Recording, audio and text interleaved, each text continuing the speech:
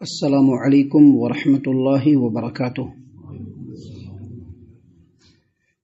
اعوذ باللہ السمیع العلیم من الشیطان الرجیم من ہمزہ ونفخہ ونفثہ۔ بسم اللہ الرحمن الرحیم۔ قال آمنتم له قبل ان آذن لكم انه لكبيركم الذي علمكم السحر فلأقطعن أيديكم وأرجلكم من خلاف ولأصلبنكم في جذوع النخل وَلَتَعْلَمُنَّ أَيُّنَا أَشَدُّ عَذَابًا وَأَبْقَى قَالُوا لَن نُؤْثِرَكَ عَلَى مَا جَاءَنَا مِنَ الْبَيِّنَاتِ وَالَّذِي فَطَرَنَا فَاقْضِ مَا أَنْتَ قَاضٍ إِنَّمَا تَقْضِي هَذِهِ الْحَيَاةَ الدُّنْيَا إِنَّا آمَنَّا بِرَبِّنَا لِيَغْفِرَ لَنَا خَطَايَانَا وَمَا أَكْرَهْتَنَا عَلَيْهِ مِنَ السِّحْرِ وَاللَّهُ خَيْرٌ وَأَبْقَى۔ محترم سامعین کرام، سورہ طٰہٰ سورہ نمبر 20 اور اسی صورت سے آیت نمبر 71، 72، 73، یہ 3 آیات آپ کے سامنے تلاوت کی گئیں۔ سامعین کرام، ان آیتوں میں اللہ تبارک و تعالیٰ نے 2 باتوں کو بیان فرمایا ہے۔ ایک یہ کہ ایسا شرکش نافرمان نفس پرست جس کو دنیا میں اللہ تبارک و تعالیٰ ہولڈ اور پاور دے دیتا ہے، حق کے آنے کے بعد وہ کس طرح سے ہٹ دھرمی کرتا ہے، اللہ نے اس کو بتلایا یہاں پہ۔ اور دوسری بات اللہ تبارک و تعالیٰ نے یہ بتلائی کہ جب انسان ایمان کی لذت کو محسوس کر لیتا ہے تو اس کے اندر سے چاپلوسی اور جی حضوری بالکل ختم ہو جاتی ہے۔ سامعین کرام، دیکھیے اللہ تبارک و تعالیٰ نے فرمایا قال آمنتم لہ قبل ان آذن لکم۔ فرعون نے کہا کہ کیا تم میری اجازت کے بغیر، ابھی ہم نے تم کو اجازت نہیں دیا، تم لوگوں نے موسیٰ پر ایمان لے آئے، تم لوگ موسیٰ پر ایمان لے آئے، جبکہ ابھی ہم نے اجازت بھی نہیں دیا، ہماری اجازت سے پہلے ہی تم لوگ موسیٰ پر ایمان لے آئے۔ اصل میں یہ بات فرعون نے جو کہی وہ اس واسطے سے کہی کہ اس نے سب سے پہلے تو جادوگروں کو بلایا اور جادوگروں کو اپنے فیور میں کر کے انعام کا لالچ دے کر کے موسیٰ علیہ السلام کے خلاف لڑایا اس کو، لیکن جادو کے پہلے مرحلے میں ہی جادوگر گھٹنے ٹیک گئے۔ دوسرا جو سب سے بڑی بات ہوئی وہ یہ کہ ان تمام ڈھونگوں کو جو رچانے کے لیے اس نے کیا کیا تھا، سب سے پہلے کہ پورے ملک کے لوگوں کو بلا لیا تھا تاکہ موسیٰ علیہ السلام کی فضیلت ہو جائے، ان کو برسر عام جھوٹا ثابت کر کے ذلت و رسوائی کے ساتھ یہاں سے ان کو بھگا دیا جائے، یہ سوچا تھا۔ لیکن جن جادوگروں کے بل بوتے پر اس نے یہ سارا ڈھونگ رچایا، وہی جادوگر موسیٰ علیہ السلام پر ایمان لے آئے۔ یہاں پر اللہ تبارک و تعالیٰ نے فرعون کے کفر کو، اس کے عناد کو، اس کی شرکشی کو، حق کے خلاف جو اس کی بغاوت ہے، اللہ تبارک و تعالیٰ کے حکم کے خلاف جو اس کی شرکشی ہے، اللہ نے اس کو یہاں پر بتلایا کہ ایسی عظیم الشان نشانیوں کو دیکھنے کے بعد، اور وہ جادوگر جن کے بل بوتے پر اس نے اتنا سارا سوانگ رچایا تھا، ان تمام جادوگروں کے ایمان لانے کے بعد بھی یہ فرعون اپنی شرکشی پر اڑا رہا، اور اس نے سوچا کہ کچھ دیر کے لیے ایسا پانسا پھینکا جائے جیسا کہ راجکیہ لوگ کرتے ہیں نا، جو راجنیتک کھیلنے والے ہوتے ہیں، ان کا صرف یہی مقصد ہوتا ہے کہ اپنی بات کو اور اپنے فکر کو کیسے لوگوں پر تھوپا جائے، اس کے لیے وہ مختلف قسم کے پیترے کھیلتے ہیں۔ تو فرعون نے سب سے پہلے جادوگروں کو لعنت اور ملامت کرتے ہوئے کہا کہ آمنتم لہو قبل ان آذن لکم، تم لوگ ہماری طرف سے کھیلنے کے لیے آئے ہو، ہماری طرف سے مقابلہ کرنے کے لیے آئے ہو، اور ہم نے کچھ کہا ہی نہیں اور تم موسیٰ پر ایمان لے آئے۔ اور پھر اس نے پینترا بدلتے ہوئے کہا انہ لکبیرکم الذی علمکم السحر، ایسا لگتا ہے کہ یہ جو موسیٰ ہے یہ تمہارا استاذ ہے اور تم اس سے ملے ہوئے ہو، تم نے اس سے جادو سیکھا ہوا ہے، لہذا تم دونوں نے مل کر کے اتنا سارا ڈھونگ رچایا، سارے لوگوں کو جمع کیا، اکٹھا کیا، اور ہماری قوم کے سامنے ہم کو تم نے جھکانے کی کوشش کیا،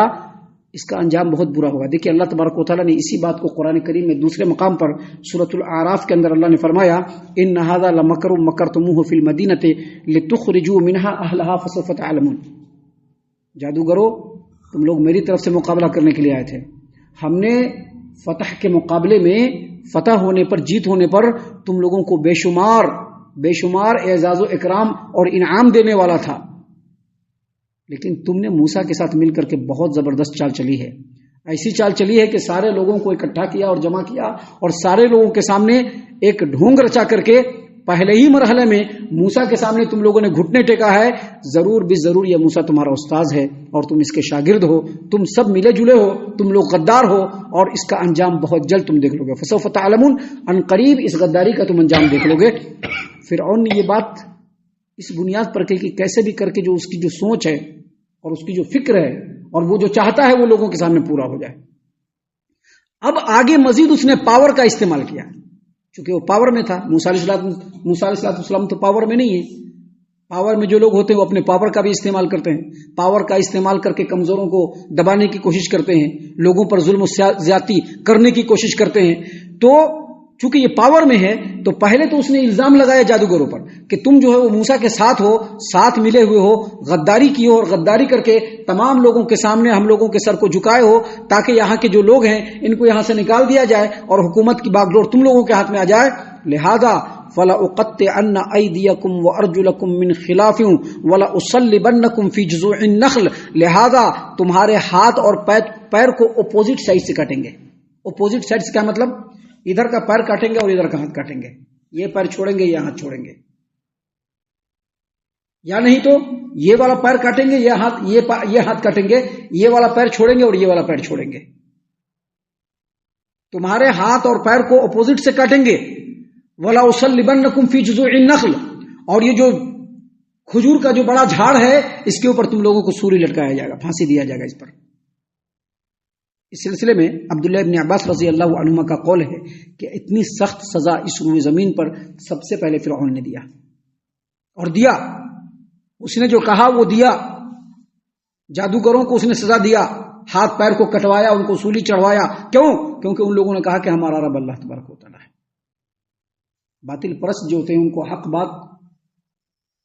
بہت ہی ناگوار گزرتی ہے، اور اس ناگواری کے سامنے اس نے کیا کیا؟ اس نے یہ کیا کہ ہاتھ پیر کٹوایا اور سولی پر چڑھوایا۔ اس نے کہا فرعون نے کہ فَلَأُقَطِّعَنَّ أَيْدِيَكُمْ وَأَرْجُلَكُمْ مِنْ خِلَافٍ وَلَأُصَلِّبَنَّكُمْ فِي جُذُوعِ النَّخْلِ، ضرور بھی ضرور تم لوگوں کے ہاتھ اور پیر کو مخالف سمت سے کٹوائیں گے اور تم کو کھجور کے تنے پر سولی دیں گے۔ وَلَتَعْلَمُنَّ أَيُّنَا أَشَدُّ عَذَابًا وَأَبْقَىٰ، اور ان قریب تم لوگوں کو معلوم ہو جائے گا ضرور بھی ضرور کہ کون سخت عذاب دینے والا ہے اور کس کا عذاب زیادہ دیر تک رہنے والا ہے۔ دیکھیے فرعون نے ڈائریکٹ اللہ تبارک و تعالیٰ سے چیلنج کیا یہاں، کیونکہ اس کو معلوم ہے کہ موسیٰ حق پر ہیں اور تمام جہان کا رب اللہ تبارک و تعالیٰ ہے، وہی لوگوں کو سزا دینے والا ہے، وہی لوگوں کو جزا دینے والا ہے، اس کو معلوم ہے، اس لیے کہا کہ ان قریب معلوم ہو جائے گا کہ کس کا عذاب سخت ہوتا ہے اور کس کا عذاب دیر تک رہنے والا ہوتا ہے۔ یہ ساری باتیں جب فرعون نے جادوگروں کے سامنے کہی، یہ ساری باتیں فرعون نے جب جادوگروں کے سامنے کہی تو جادوگر کا جواب سن لیجئے۔ جادوگروں نے کہا، قالوا، ان لوگوں نے کہا، لن نوصرک علی ما جاءنا من البینات، ہمارے پاس جو کلیئر دلیل آ گئی ہے، اب اس دلیل کے مقابلے میں ہم تم لوگوں کو کبھی بھی بڑھاوا نہیں دیں گے۔ دلیل آ گئی، کھیل ختم، اب تم کو ترجیح نہیں ملنے والی ہے۔ والذی فطرنا، اور وہ رب جو ہمارا رب ہے، جس نے ہم کو عدم سے وجود میں بخشا ہے، جس نے ہماری پیدائش مٹی سے کی، جو اس دنیا میں ہمارا رب ہے، جو ہمارا پالنہار ہے، اس کے مقابلے میں بھی اے فرعون تم کو ترجیح نہیں دیا جائے گا۔ نہ دلیل کے مقابلے میں تم کو ترجیح دیا جائے گا اور نہ اللہ کے مقابلے میں تم کو ترجیح دیا جائے گا، تم کو پریفرنس دیا جائے گا۔ فقض ما انت قاض، تم کو جو کرنا ہے کر لو، فقض ما انت قاض، جو حکم دینا ہے دے دو، ہمارے ساتھ جو سلوک کرنا ہے کر لو، کیونکہ پاور تمہارے ہاتھ میں ہے۔ پاور تو ہمارے ہاتھ میں نہیں ہے، پاور تو تمہارے ہاتھ میں، تم کو جو کرنا ہے کر لو۔ اسی لیے ہر دور میں جب کوئی بھی پاور والا آدمی ظلم و زیادتی کرتا ہے تو اس کو فرعون کہا جاتا ہے،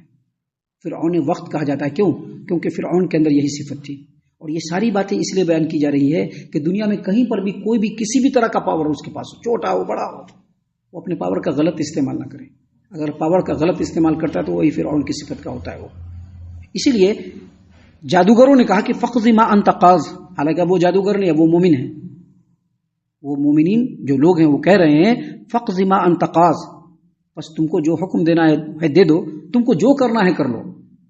کیونکہ تم جو کچھ کرو گے وہ دنیا میں ہی کرو گے، دنیا سے آگے تم نہیں جا سکتے ہو۔ اللہ نے آگے فرمایا کہ انما تقضی ھذی الحیات الدنیا، جادوگروں نے کہا کہ تمہارا جو بھی حکم ہوگا دنیا کے اندر ہی ہوگا، لیکن ہماری رغبت کہاں ہے؟ آخرت میں۔ ہماری رغبت دنیا میں نہیں ہے، ہماری رغبت آخرت میں ہے،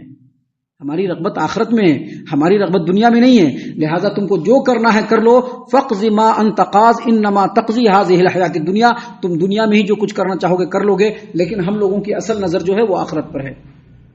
اس سے پتہ چلتا ہے کہ ایمان والوں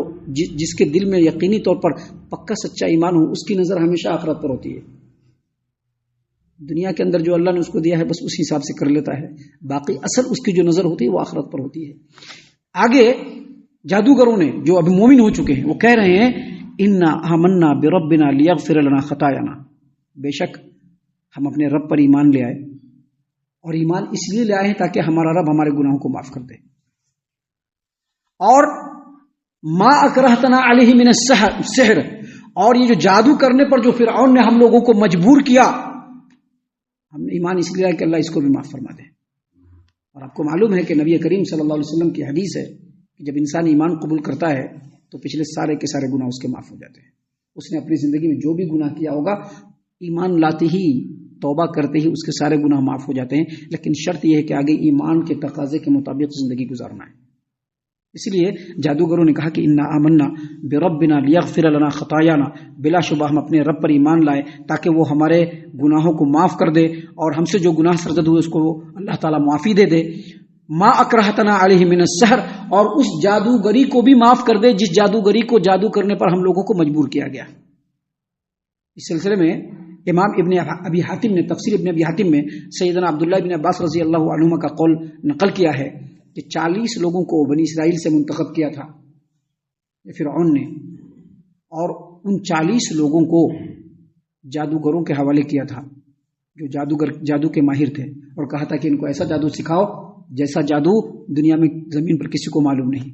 اور پھر ان لوگوں نے جادو سیکھا، اور کہتے ہیں کہ یہ لوگ جو 70 آدمی تھے اس میں وہ 40 آدمی بھی تھے، اور ان تمام نے اللہ سے دعا کیا کہ زبردستی جو ہم لوگوں سے جادو کرایا گیا اللہ تعالیٰ اس کو بھی معاف کر دے، اور ہم سے جو بھی گناہ ہوا اللہ اس کو بھی معاف کر دے۔ واللہ خیر و ابقا، اور اللہ تبارک و تعالیٰ بہتر ہے اور باقی رہنے والا ہے، ثواب دینے کے اعتبار سے بہتر ہے، اور اللہ تبارک و تعالیٰ کا ثواب ہمیشہ باقی رہنے والا ہے۔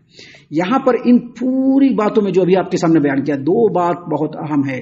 جو ہمیں سمجھنے کی ہے، ایک ایمان اور دوسرا کفر اور منافقت۔ کفر اور منافقت، منافقت اور کفر اور ایمان کے اندر یہی فرق ہے۔ منافقت اور کفر، منافقت کفر اور ایمان کے اندر یہی فرق ہے کہ جس کے دل میں منافقت ہوتی ہے اور کفر ہوتا ہے وہ جی حضوری کرنے والا ہوتا ہے، چاپلوسی کرنے والا ہوتا ہے، جیسا کہ جادوگر چاپلوسی کر رہے تھے۔ دیکھا تھا کیسے چاپلوسی کر رہے تھے، ہم لوگ اگر جیت جائیں گے تو ہم کو یہ دے دیجیے گا، وہ دے دیجیے گا، ہم آپ کے لیے ہی ہیں، آپ جو کہیے گا ہم کریں گے۔ جب تک اس کے اندر منافقت اور کفر تھی وہ چاپلوسی کر رہا تھا، جی حضوری کر رہا تھا، ایسے کھڑا ہوا تھا کیونکہ اس کو وہی چاہیے۔ لیکن جب ایمان والا بندہ ہوتا ہے تو چاہے سامنے کوئی بھی ہو، حق بات بولنے سے کبھی بھی نہیں رکے گا۔ وہ جس کے دل کے اندر پکا اور سچا ایمان ہوگا وہ چاہے سامنے کوئی بھی ہو حق بات بولنے سے کبھی بھی نہ خاموشی اختیار کرے گا اور نہ ڈرے گا، وہ حق بات کو ڈائریکٹ بولے گا۔ اور یہی ایمان میں اور کفر و منافقت میں فرق ہے، جس کو سمجھنا ان آیتوں کی روشنی میں ہم لوگوں کے لیے انتہائی ضروری ہے۔ ہم اللہ سے دعا کرتے ہیں کہ اللہ تعالی ہم تمام کو ان باتوں کے اوپر خوب غور و فکر اور تدبر کرنے کے ساتھ ساتھ ان باتوں کے اوپر عمل کرنے کی بھی توفیق عنایت فرمائے، آمین۔ اللہ تعالی ہم تمام کو صحیح معنوں میں پکا سچا مومن مسلمان بنائے، اللہ اور اس کے رسول صلی اللہ علیہ وسلم کی اطاعت و فرما برداری کرنے والا بنائے، صحابہ کرام رضی اللہ عنہم کے طریقے پر چلنے والا بنائے، جنت الفردوس میں جگہ عطا فرمائے۔ اے اللہ ہم تمام کو جہنم سے پناہ دے، اے رب العالمین ہم تمام کو جہنم سے پناہ دے، اے مالک الملک ہم تمام کو جہنم سے پناہ دے، آمین یا رب العالمین۔ وما علینا الا البلاغ المبین۔ تبارك الذي نزل الفرقان على عبده ليكون للعالمين نذيرا